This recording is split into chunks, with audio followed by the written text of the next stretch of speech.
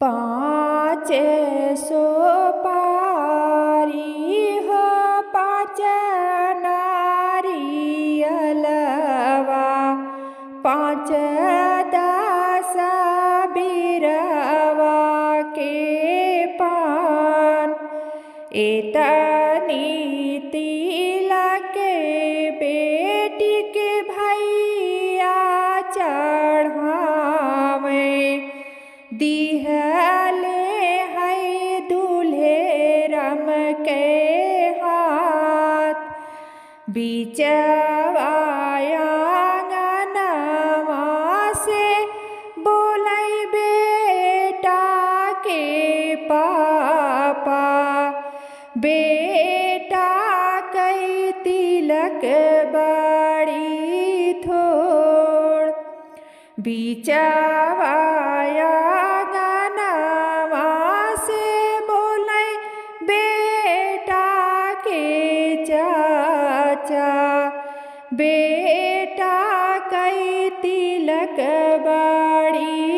थोर दिया ना बुताई समाधि कलशा गिरा में चौका से बेटा के उठावे इतनी तिलक नाही लेबै समाधि रामा भले बेटा रही है कुमार इतनी तिलक नाही लेबै बेटी के चाचा भले बेटा रही है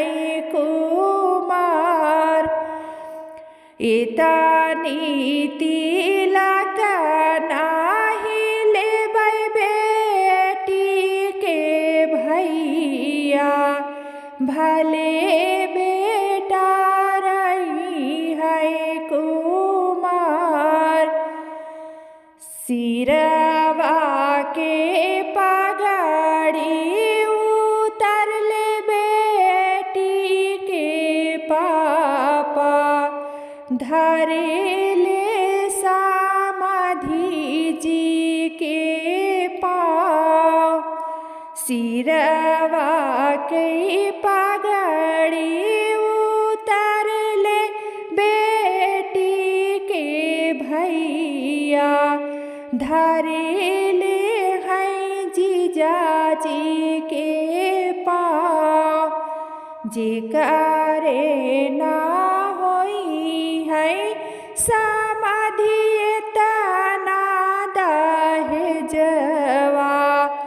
ओ कई बेटी रही है कुमार जे करे ना होई है जीजा एतना रुपैया ओ कई दीदी रही है कुमार हमारो जे बेटी समाधि घर तोहरे की लक्ष्मी देई हाई वंश बढ़ाए हमारो जे दीदी जीजा घर तोहरे के लक्ष्मी रखी हाई घर के तोहरे ने मान इतनी बचन जब सुन ले बेटा के पापा मन ही मन मुस्कान इतनी बचन जब सुन ले दुल्हे रामा मन ही मन मुस्कान धिया बिन मोरे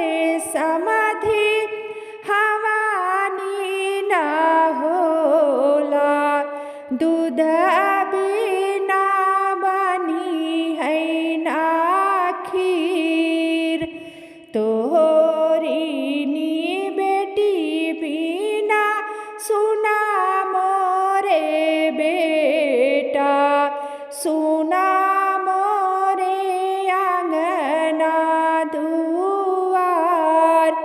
तोहरे दीदी बिना सुना मोरा बेटा सुना मोरा अंगना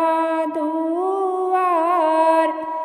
एतनी बचन जब सुनाली बेटी के पापा समाधि के गले लगी जाए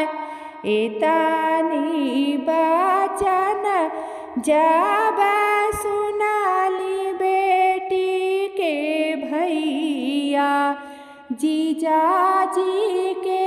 गले लगी जाए 500 पारी हो 5